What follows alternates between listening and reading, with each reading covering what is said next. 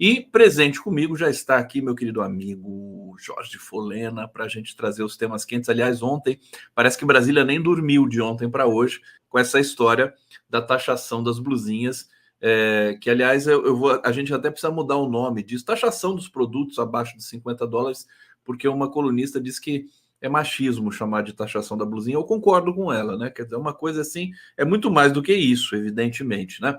Olha só, uma saudação especial para o povo da Bahia que nos assiste aqui pela TV Quirimorê e também pela TV Educativa do Rio de Janeiro. Também nos transmite aqui. Uma saudação muito especial para perto de onde está o meu glorioso Jorge Folena, que está em Niterói com a vista mais linda do Brasil. Primeira pergunta de hoje, meu querido Jorge Folena. Quando a PGR vai denunciar Bolsonaro e sua gangue? Tudo bom com você, querido? Tudo bem, Conde. Olha, satisfação de estar com você, estar com todos os internautas que estão nos acompanhando aqui. E feliz saber que a TVE do Rio de Janeiro está retransmitindo também o seu programa. Isso é uma alegria muito grande, né? Importante a TV Educativa. Ô, Conde, olha, essa é a pergunta que nós combinamos que vamos fazer todas as semanas, até o Procurador-Geral da República propor a denúncia, a ação criminal contra o ex-presidente e todo o seu séquito golpista. Eles não só praticaram atos criminosos contra o Estado Democrático de Direito, como também outras medidas que eles praticaram, né? Outros delitos graves, como, por exemplo, a questão das joias, falsificação de um documento público, no caso, cartão de vacinação, as mortes da Covid. Então, tem um rol de delitos a serem apurados e serem depois encaminhados, julgados, garantindo a eles, né, o devido processo legal, o contraditório, a ampla defesa e até mesmo a presunção de inocência, que é difícil no caso deles, mas vamos assegurar eles tudo isso. Mas nós temos que cobrar toda semana para esse assunto não cair no esquecimento. Interessa uma parcela significativa da classe dominante brasileira colocar esse assunto do Bolsonaro de lado, para preservá-lo, para que ele possa, a qualquer momento, retornar como um cão de guarda, sabe, aqueles pitbulls, para poder criar desordem, bagunça, como fazem os fascistas. Então, temos que ficar muito atento e cobrar. É um direito nosso, como cidadão, como sociedade organizada, de cobrar das autoridades brasileiras quando eles vão propor as ações penais contra essas pessoas. Olha, Jorge, ontem tinha uma notícia importante sobre Bolsonaro, no sentido de que foi concluído, acho que foi concluído esse inquérito aí. Agora só estão esperando para realmente denunciar, salvo engano, né? Você viu essa informação? Vi a informação.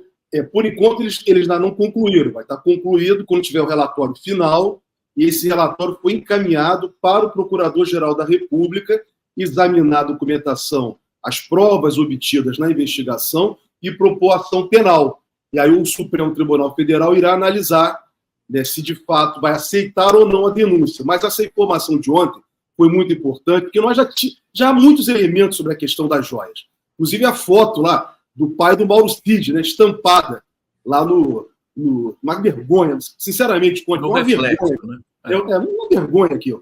Um senhor, um ex-general, expondo, inclusive, as Forças Armadas. No caso, ele era um servidor público brasileiro, estava a trabalho, a serviço do Brasil no exterior, participando de venda de joias. Quer dizer, isso tudo é deplorável para o Brasil, para as instituições brasileiras, durante o período do Bolsonaro.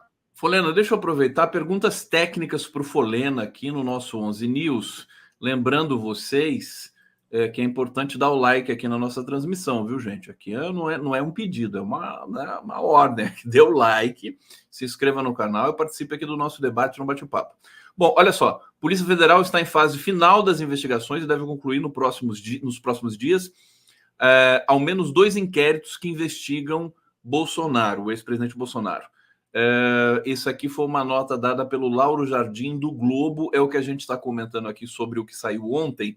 E hoje saiu essa notícia aqui: Polícia Federal tem provas de que Bolsonaro sabia da venda ilegal de joias nos Estados Unidos. Bom, até as pedras sabem que ele sabia, mas precisa provar, né, Folena? Me diz uma coisa, com essas duas questões no ar, tem diferença da Polícia Federal indiciar e da PGR indiciar? Não sei se eu entendi muito bem. Tem diferença. Tem. O indiciamento se dá na fase de investigação. Essa fase que está agora. Em que a polícia faz a investigação, né, para poder apurar se a materialidade, né, do delito e a autoria de um delito. Então, esse é o papel da polícia, principalmente em crimes dessa natureza, crimes de ordem pública. Então, é o Estado, é o poder público, representado pela polícia e pelo Ministério Público, que tem que fazer essa apuração. Então, essa fase, antes de uma ação penal, é que nós chamamos de indiciamento. Bolsonaro, nesses casos, já está indiciado. Há casos ainda que não há indiciamento, há investigação, mas ainda não se verificou quem possa ser as pessoas que tenham praticado um determinado delito. Quando se identifica a uma suspeita forte sobre uma pessoa, indícios fortes, aí você inicia a fase de indiciamento policial ou da investigação, que também pode ser feita pelo Ministério Público. Então, essa é a diferença. Depois que o Ministério Público, que só o Ministério Público pode propor ação penal, nesses casos, só o Ministério Público, que é um crime de natureza pública. Então, o Ministério Público, se ele se convence de que tem os elementos, se convence que a pessoa, né, que é o autor, né, daquele delito, então ele propõe a ação penal para o juiz, né, para o Poder Judiciário. E o Poder Judiciário vai ter o seguinte, ele vai receber aquela denúncia, mas vai analisar se ele vai receber, vai acolher ou não. Se ele acolhe a denúncia, ele, né, inicia o processo criminal, abrindo, né, dando prazo para os réus apresentarem a sua defesa, aí com toda a tramitação, aí passa a ser acusado mesmo, vira réu. A pessoa vira ré, na verdade. Então, temos direito da prova, da ampla defesa, só uma sentença final transitada em julgado é que vai fazer com que aquela pessoa seja efetivamente considerado culpado. Meu amigo, Jorge Folena, viu? Que eu quero ser sempre amigo dele, que ele sabe. Ele é uma enciclopédia de direito aqui, sabe tudo. Olha só, gente. Ô, Folena, deixa eu ir para o bate-papo, quero saudar para a gente entrar no tema, num dos temas principais de hoje aqui no nosso 11 News. Olha, primeiro saudar Maria Cristina, bom dia. Piracicaba, presente aqui, o Brasil inteiro ligado no 11 News. Mirela Galvão, bom dia, coletivo maravilhoso de Belo Horizonte, ligado aqui o gatinho na tela. Célia Rocha, bom dia, Uberlândia. Paulo Morrone, Pelotas, Rio Grande do Sul ligado na gente aqui, a gente sempre se solidarizando com a população lutadora e que merece todo o nosso apoio nesse momento dramático ainda para o Rio Grande do Sul, depois das enchentes, agora vem uma fase nova, vamos falar sobre isso também ao longo do programa aqui hoje. Otília Resistir é Preciso, já vai começar, estou no aguardo, Macaé, Rio de Janeiro. Marlúcia Moraes, bom dia, diretamente de terra do Pacu. Boa Vista, Roraima, aqui Jean Carvalho fala do Arroio dos Ratos. Olha, eu não conhecia esse lugar. Rio Grande do Sul com Condão e com o Jorjão Folenão aqui conosco. Laura Pimenta, bom dia, Luana Popó Piovani, o filho do deputado defensor do Trump. A gente vai falar sobre isso exatamente agora, mas antes saudar aqui a Fabiana Ubinha. Boa tarde de la Tarragona, na resistente Catalunha. E ela diz aqui, doutor Folena, que farra está acontecendo na educação do Brasil? E, por fim, o João Miag, nosso colega jornalista fantástico aqui da TVT. Bom dia. Para mim, o maior crime de todos que o genocida cometeu foi o assassinato evitável de 400 mil pessoas na pandemia. Jorge, vamos por partes. Um abraço para o João, hein, queridão? Sempre uma honra ter você aqui conosco. Você quer comentar? Vamos começar pela questão das praias privatizadas. Opa! A questão que, assim, eu estava vendo ontem uma jornalista do Estadão dizendo assim, ainda bem que a Luana Piovani polemizou com o Neymar, porque daí trouxe o tema para o Brasil inteiro, popularizou. Eu tenho a informação aqui de que aquela enquete que o Senado faz, só para você ter uma ideia, foram 2.000 votos a favor dessa PEC de privatização aí da praia, e 150 mil contra. Quer dizer, ninguém quer essa história. Explica pra gente, ô Folena, do que se trata especificamente, tecnicamente, essa questão aí do Flávio Bolsonaro? Vamos começar exatamente pela questão política. esse é um tema que parece que não há polarização no Brasil. Que bom, não há polarização. E nem deve ter, porque, na verdade, né, é inacreditável, Conde, o comportamento do parlamento brasileiro. A Câmara já tinha aprovado essa proposta de emenda à Constituição, agora está no Senado. É a nossa última resistência no campo político para barrar isso. Por que eu digo que é inacreditável? Né, a falta de escrúpulo, não tem outra expressão, né, com relação aos que deveriam representar o povo brasileiro, que são os parlamentares, deputados e senadores. Por quê? Eles estão entregando aquilo que pertence ao povo, à população, ao Estado brasileiro, praticamente entregando, doando a iniciativa privada aos muito ricos. Ou seja, são pessoas que não têm compromisso com o país, não têm compromisso com o povo no qual eles deveriam representar. Então, isso é para causar indignação de toda a população brasileira. Isso é um reflexo, né, de uma sociedade, de uma representação política equivocada que nós temos no Brasil nas últimas legislaturas. Nós não temos visto parlamento no Brasil, nas legislaturas anteriores, como na atual, que de fato tenha representado os interesses do povo brasileiro. E esse caso é o melhor exemplo para ilustrar a quebra do princípio democrático. Se tem um lugar democrático, é a praia, é o espaço público. E eles não respeitam, eles estão entregaram a dignidade dos trabalhadores com a reforma da Previdência, entregaram a dignidade dos anciãos e dos trabalhadores com a reforma previdenciária, praticaram no governo anterior uma série de atos que comprometeram a soberania e o desenvolvimento do país, um país que retroagiu ao ponto de um país rico, com pessoas passando fome, tendo osso e pé de galinha para comer. Então, são parlamentares que não têm representado o país. Com relação à questão da PEC das praias, mais especificamente, Conde, nós falamos na semana passada. E o que nós constatamos e sabemos? É um espaço público, a praia é um espaço público. E nós estamos falando, segundo o Conde, levantado na gestão do próprio Bolsonaro, o Patrimônio da União. É a Secretaria de Patrimônio da União preparou um estudo para o Ministério da Economia da época do governo Bolsonaro, em que eles demonstravam que ia ser a maior transferência do patrimônio brasileiro para a iniciativa privada. É algo equivalente a 3 trilhões de reais. 3 trilhões de reais. Ou seja, é basicamente toda a parte costeira brasileira que eles vão estar entregando à iniciativa privada. Eles não vão estar vendendo, não. Eles vão estar doando. Essa é a realidade.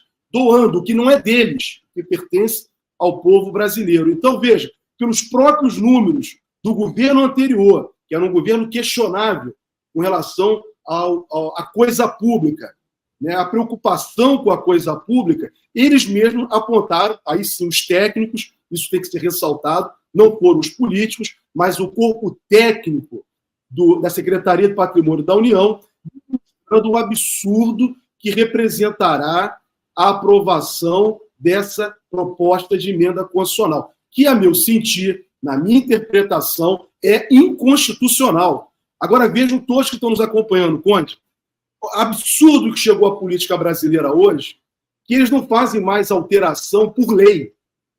Eles estão alterando aquilo que deveria ser mais difícil de modificar dentro do sistema jurídico, que é a Constituição. Então, hoje, eles têm poder, essa turma que está lá, né, que não representa os interesses do povo brasileiro, não representa os interesses do país, essas pessoas têm poder, numa falsa representação democrática, para entregar o país para um país estrangeiro, por exemplo, porque eles podem fazer o que eles bem querem, pela força que eles conseguiram, ao longo do tempo, formar. Daí a necessidade, Conde, da sociedade brasileira compreender o voto, a responsabilidade do voto. Nós não podemos entregar o voto a qualquer um, porque são pessoas, como nesse caso, que está claro, que não tem compromisso com o país. E outro ponto, Conde, as pessoas responsabilidade com relação ao voto, que não é uma coisa qualquer. E a segunda, aí vai para o campo democrático, popular e progressista, e vai também para uma parcela do governo desse campo. A necessidade do campo democrático, popular e progressista de estar ao tempo, todo momento, fazendo esse enfrentamento. Isso tem que ser enfrentado. E como se faz esse enfrentamento? Esse enfrentamento faz no espaço público, faz na política, faz nas ruas, orientando a população. É a necessidade dos sindicatos, das associações, dos movimentos sociais como um todo, e também do governo, de ministros do campo democrático, progressista, não ter medo do povo e se comunicar com o povo.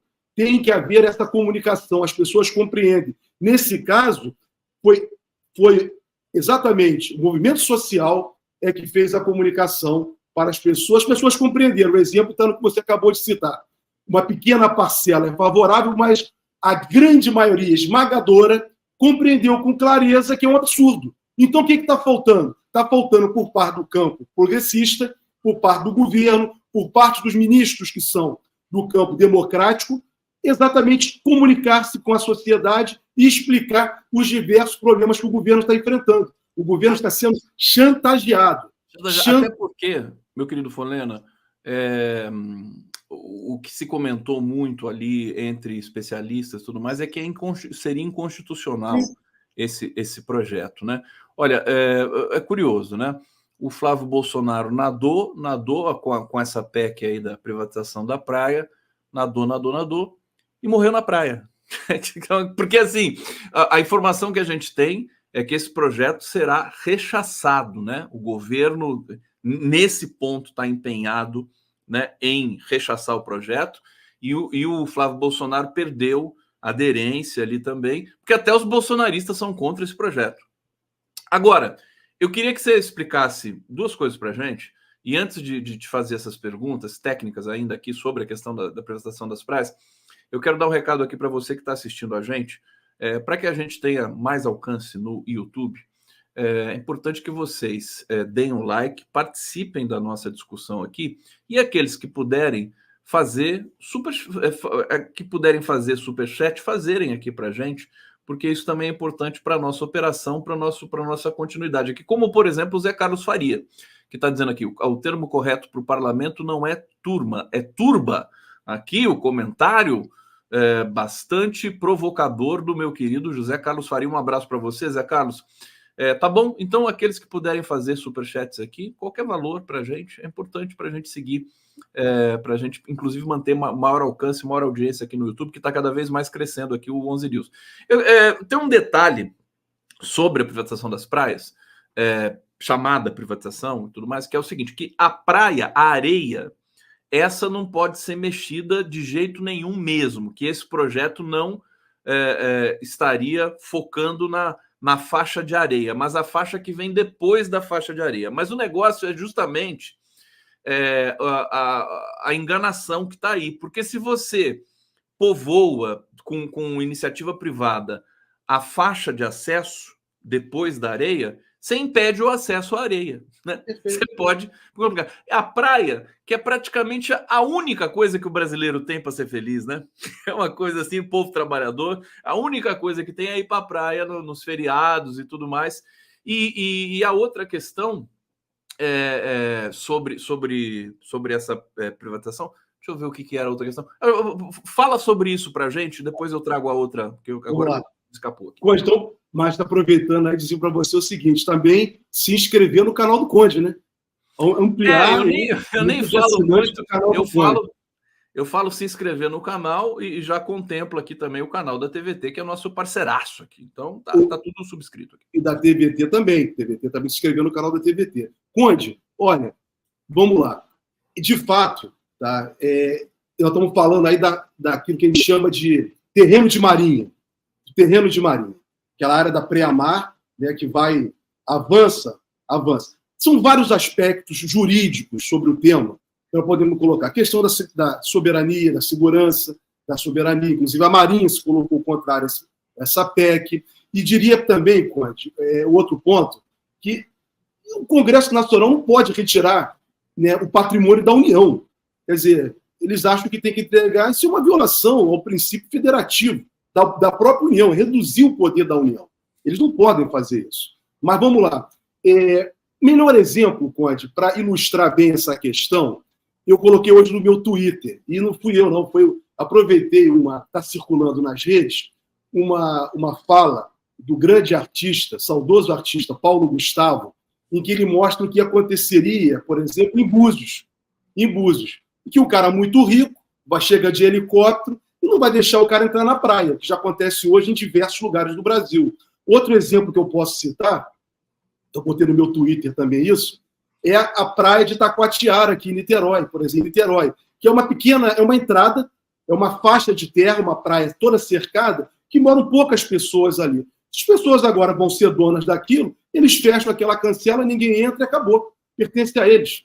Vai pertencer a eles, então eles vão ser donos. Então, esse é o debate. Então, não é só te interromper, porque essa era a minha outra pergunta mesmo que eu tinha esquecido, que é assim, as praias brasileiras já são, de uma certa maneira, privatizadas, né? Quer dizer, as pessoas fecham com condomínio.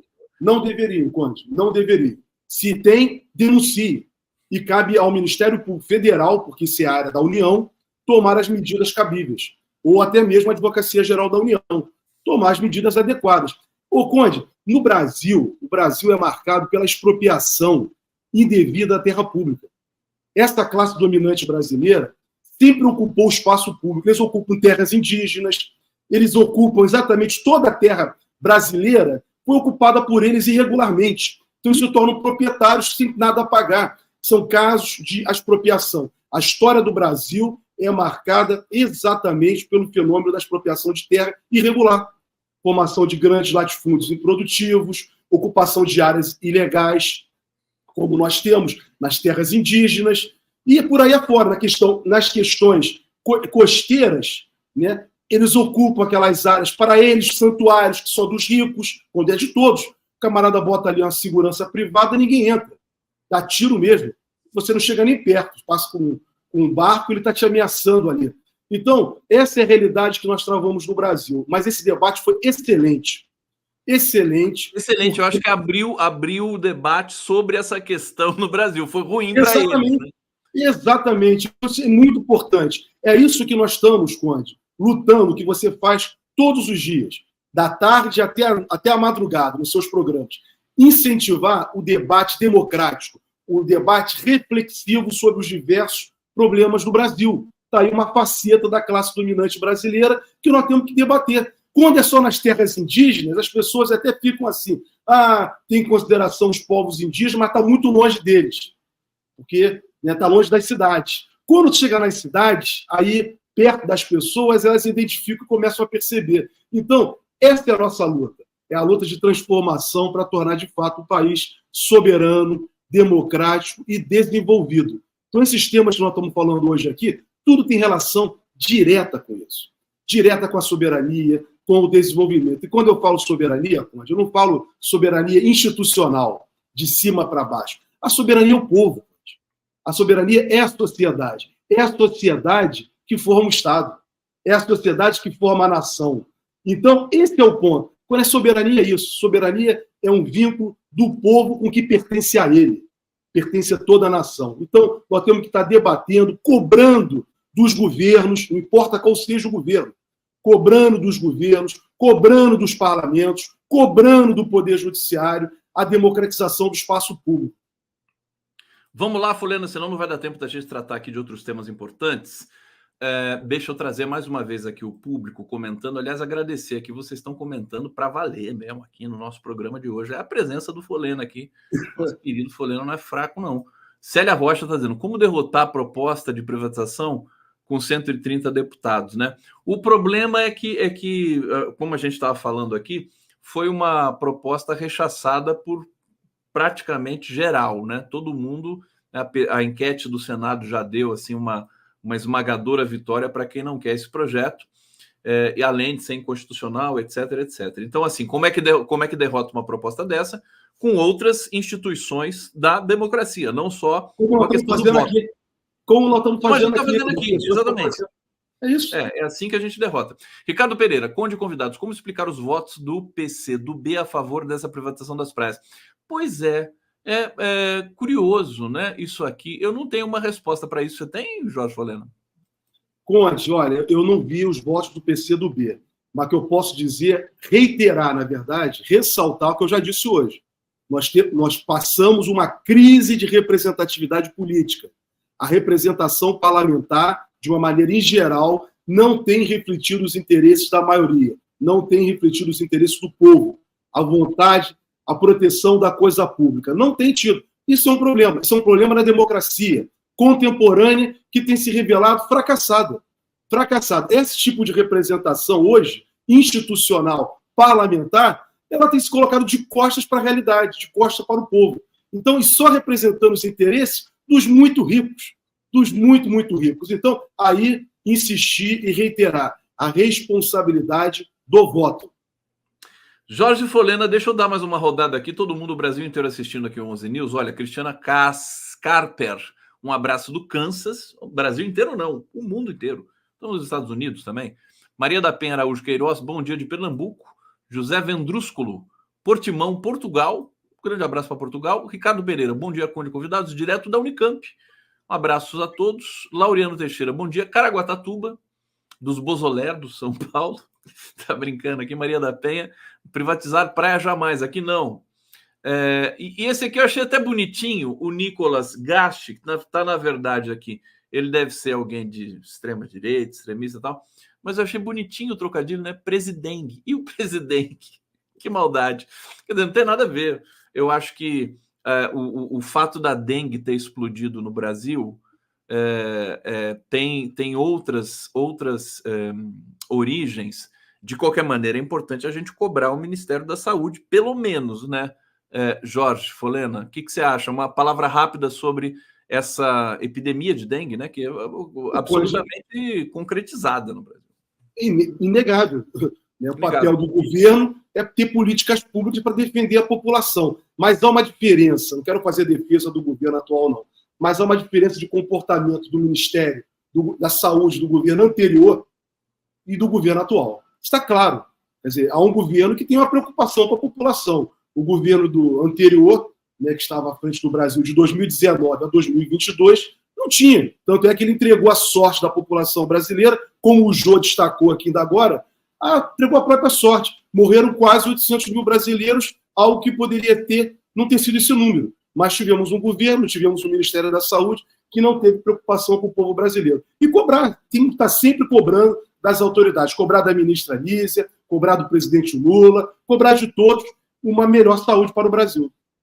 Perfeitamente. Folena, aqui o João Amorim, que participa com a gente aqui nas terças-feiras, está me mandando uma mensagem aqui, elogiando Folena, né, dizendo espetacular, obrigado, como sempre. E ele está lembrando que o Luciano Huck tentou, junto ao governo Sérgio Cabral, no Rio de Janeiro, o cercamento da praia, inclusive no mar, em frente à casa dele, em Búzios. Essa gente boa, né, da Rede Globo, esse pessoal democrata como o Luciano Huck. Um absurdo. Olha, a Célia Rocha está pedindo para você comentar aqui, Folena, sobre a greve das universidades federais. Eu entrevistei ontem um integrante ali da Unifesp São Paulo, campus Osasco. Hoje vou entrevistar o presidente da Unifesp, logo mais às 17 horas, o Alberto Randfan. E eu queria saber de você, que também tem uma ligação forte aí com a academia, com a docência e tudo mais. O governo, enfim, houve muitas polêmicas nesse caminho todo, né? O governo não querendo dar um aumento, eles pedindo mais e tal, chegando em alguns consensos que foram depois derrubados. E hoje eu quero até dizer para quem está interessado nesse assunto, tem uma reunião que acontece nesse momento com a presidenta do PT, Gleisi Hoffmann, que recebeu uma carta das entidades que estão ali defendendo a greve e a reposição salarial. E na quinta-feira o presidente Lula vai se encontrar com os reitores das faculdades brasileiras, as federais, que são 63 universidades federais do Brasil. Acho que o Brasil é um dos países que mais universidade federal tem no mundo. E aí, meu querido Folena, o que você diria? Semana passada nós já falamos sobre esse tema. Eu entendo, Conde, que o governo tem que negociar e tem que esclarecer. Tem que apresentar uma proposta concreta para os professores. O governo tem dificuldade? Então que ele mostre a dificuldade orçamentária. Mostre. Mas não dá para ficar nesse assunto empurrando com a barriga e não tratando a categoria dos professores, que é uma categoria importantíssima dos professores, dos técnicos das universidades, dessa forma. Então tem que ter respeito, não dá para tratar esse governo é um governo democrático, popular e progressista. não é um governo que a gente espera que não seja neoliberal. Quem é neoliberal do governo, caberá ao presidente da República isolar, tirar do debate. E aí sim, o ministro responsável, os ministérios responsáveis, né, principalmente o Ministério da Reestruturação, com o Ministério da Educação, conversar de uma forma que tem que ser democrática, com clareza e mostrando que é real. Não dá para ficar se escondendo. Então, essa é a minha posição que eu tenho com relação ao tema. Os professores estão no direito de se apresentar suas reivindicações. Aí alguém diz assim, mas no governo do Bolsonaro não faziam greve. De fato, o governo do Bolsonaro era um governo autoritário, era um governo antidemocrático, um governo antinação, um governo que trabalhou 4 anos para destruir e privatizar as universidades públicas brasileiras. Então não há diálogo com esse tipo de gente, porque eles não queriam que as universidades existissem, ao contrário do governo do presidente Lula. O presidente Lula está toda hora aí anunciando novos institutos científicos, novos institutos técnicos. Então, Conde, se está abrindo novos institutos é porque tem condições. Então, apresente uma proposta razoável para a classe dos professores e dos profissionais da educação dessas instituições. Perfeitamente. Eu acho que tem uma possibilidade muito importante, conversando ontem com o pessoal que está fazendo a greve, que está defendendo a greve, ou outros professores também que querem que a greve acabe, mas querem que a greve acabe com seus devidos direitos ali respeitados. É que talvez o próprio governo Lula e o conjunto das universidades federais brasileiras saiam fortalecidos desse episódio. Eu estou aqui torcendo para que isso aconteça. E eu quero dar 2 recados aqui antes de voltar com você, Folena, que é o seguinte. Delcele Mascarenhas Queiroz está dizendo aqui, bom dia, Conde, minha contribuição para o canal. Muito obrigado, Delcele, que bom. Márcio P., o problema é demonstrar dificuldade orçamentária ao mesmo tempo em que se dá aumento para outras áreas. Isso aí. Contradições, né? Eu acho que isso aqui é importante, o governo ter a sensibilidade também, né? Porque senão as pessoas ficam indignadas e ficam revoltadas com isso, com razão. Eu quero o Jomiag, meu querido amigo, ele me mandou aqui a resposta do PCdoB para essa questão da votação da PEC 39. Eu vou ler rapidamente para vocês aqui, porque o PCdoB respondeu dizendo o seguinte, né? A bancada do PCdoB na Câmara dos Deputados, de larga tradição e coerência e vinculação às lutas populares, vem, em relação ao seu voto, quando da apreciação da PEC 39, no ano de 2022, esclarecer que, durante sua tramitação na Câmara dos Deputados, a PEC 39 mereceu nosso voto favorável, ressalvados os destaques, porque o texto viabilizava a regularização de habitações de interesse social para foreiros e ocupantes cadastrados, realizando a regularização fundiária, respeitando o definido no Estatuto das Cidades, nos seus planos diretores. Tá aqui, eu vou colocar o link para quem quiser ver depois, e eu acho importante destacar o seguinte, quer dizer, alguma parte da redação desse projeto realmente pode ter contemplado, né, questões que são de ordem social, né, porque o PCdoB não iria, né, fazer uma loucura dessa, apoiar simplesmente. Agora, é importante que o PCdoB se comunique e explique para a gente por que talvez tenha sido, inclusive, até enganado nessa questão. Porque o PCdoB tem que se dar conta do seguinte, né? Que perigo, né? Que se esse projeto fosse aprovado. Meu querido Folena. Mas, olha, me desculpe o PCdoB. Há outros mecanismos para fazer a regularização urbana do Brasil. O melhor exemplo disso foi na gestão de Olívio Dutra, na fundação do Ministério da Cidade, no primeiro governo do presidente Lula, em que fizeram, meu modo de ver, deram início à regularização das favelas, reconhecendo o título de posse para as pessoas que estavam ali. Isso pode ser feito de outra maneira, não dessa maneira como eles estão fazendo, mexendo na Constituição. A Constituição não é para ser mexida dessa maneira. Isso vai atentar contra o interesse de todos. Aliás, Folena, eu acho essa coisa de PEC para lá, PEC para cá, e emenda a Constituição. A Constituição não fica muito remendada, não, com esse volume de PEC para cima e para baixo? Você não acha que tem um exagero nisso? Mesmo por parte do governo, não, a PEC. PEC é reforma tributária, aí não tem jeito. Mas sim, questões menores, você não acha que tem um abuso? Claro que é um abuso, é isso que eu estava tentando explicar. Porque eles têm uma força tamanha no parlamento que eles podem mudar a Constituição como eles bem querem. Podem mudar até o sistema de governo, se eles quiserem. Seria inconstitucional também. Mas eles podem até ser declarado inconstitucional, Conde. Já passou um montão de coisa. Então, daí a necessidade de termos uma luta. Eles estão cada vez mais vulgarizando o texto constitucional de 1988. Cada vez mais. Você veja, aquele teto de gastos do Temer, que era algo que era para estar numa lei complementar, foi colocado na Constituição brasileira. Mas por quê? Para dificultar, se por acaso amanhã mudar a correlação de força, eles não tiverem tanta força, um governo como o do presidente Lula, se tiver uma grande, se tivesse, no caso, não tem, mas uma quantitativo de parlamentares no parlamento, para mudar teria dificuldade, porque está na Constituição. Então, eles aproveitam para criar dificuldades colocando no texto constitucional. Isso é um absurdo praticado pela classe dominante brasileira neoliberal. Isso tudo é um projeto neoliberal, antinação, antipovo, principalmente atentando contra os trabalhadores. E a taxa dos produtos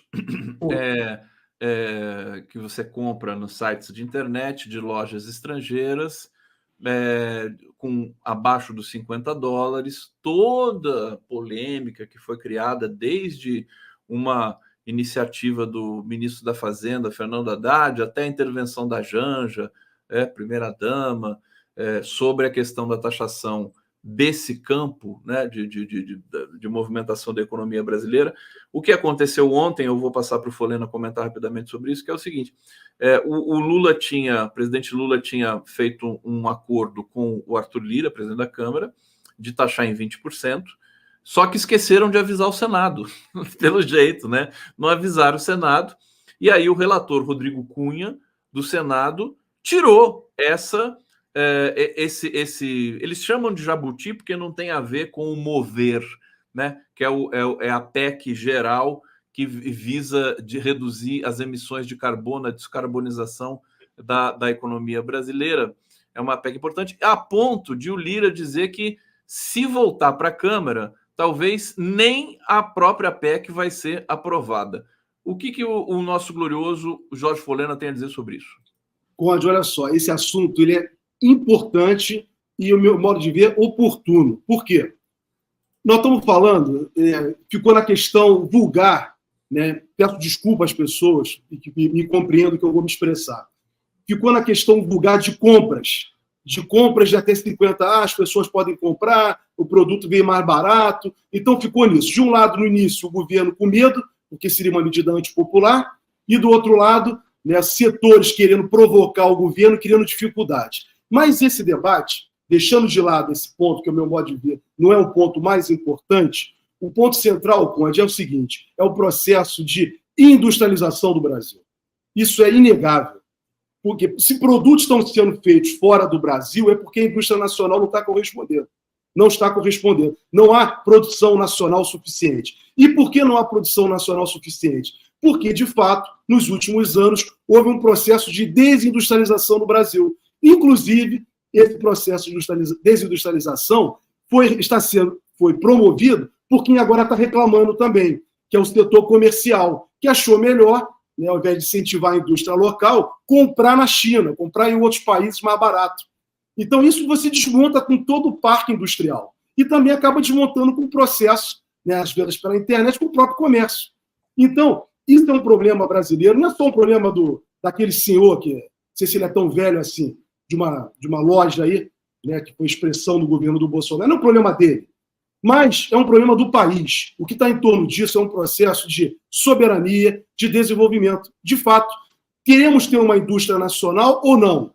Queremos ter uma indústria que, de fato, produza produtos no Brasil, gerando empregos aqui, pagando impostos aqui, ou queremos abrir mão de ter uma indústria e importar do exterior? Esse é o debate, ao meu modo de ver. O debate importante em torno desse tema. Muito mais do que a questão tributária, de se ter, né, aumentar a receita para melhorar a questão fiscal. Muito mais. O grande debate é esse, Conde, ao meu modo de ver. Então, é mais uma oportunidade. Adriano, boa tarde, bom dia. Bom dia, Adriano. É mais uma oportunidade que nós estamos tendo no Brasil, nesse momento, de intensificar e ampliar esse debate. E aí eu acho que o presidente Lula poderá contribuir. Ele poderá liderar esse processo e esclarecer para a sociedade brasileira o que nós queremos. Nós queremos importar barato, produtos que não são, ao meu modo de ver, tão importantes, né, não quero dizer de tirar o valor de uma camisa, né, de um produto qualquer, né, que está sendo comprada até $50. Mas eu quero discutir isso. É importante gerarmos empregos no Brasil? É importante, por exemplo, a Petrobras fazer navios no Brasil, plataformas no Brasil, trens no Brasil, ou então nós importarmos plataformas do exterior, gerando empregos no exterior, tributos no exterior. Porque para vir para cá, vai ser exigido que venha sem impostos, sem tributação. E aí vem, esse é o tema. É o tema relacionado à soberania e ao desenvolvimento do Brasil. Esse tema é caro para mim, você sabe disso. Eu tenho trabalhado com isso desde 2017, na defesa da soberania e do desenvolvimento junto com os sindicatos engenheiros do Rio de Janeiro. Nós temos um projeto que exatamente passa por aí. Então, agora vem a questão. Termos industriais no Brasil é importante, sim. Não temos que ter um país que seja apenas agrícola, apenas importador. Temos que ter a nossa juventude trabalhando nas nossas fábricas, trabalhando no nosso comércio, gerando desenvolvimento e renda para todos os brasileiros. Perfeitamente. Jorge Folena aqui no 11 News. Agora a gente vai para a transição de Adriano Diogo chegando aqui. Adriano, pode ligar seu microfone para dar uma saudação aqui para a gente se despedir do Folena. Mais. Tudo bom, Adriano? Como é que você está? Foi maravilhosa a fala todinha do Folena. Fantástica, fantástica. A explicação. E aí está tocando o telefone do Adriano Diogo. Meu querido Folena, quero desejar para você uma excelente semana. Obrigado pelo carinho aqui, pela seriedade com que você trata esses temas tão importantes para o Brasil. E a gente se vê na semana que vem para mais uma jornada aqui contigo. Obrigado, um abraço. Obrigado, Conde. Obrigado a quem nos assistiu. Uma boa semana para todos. Leandro, um abraço.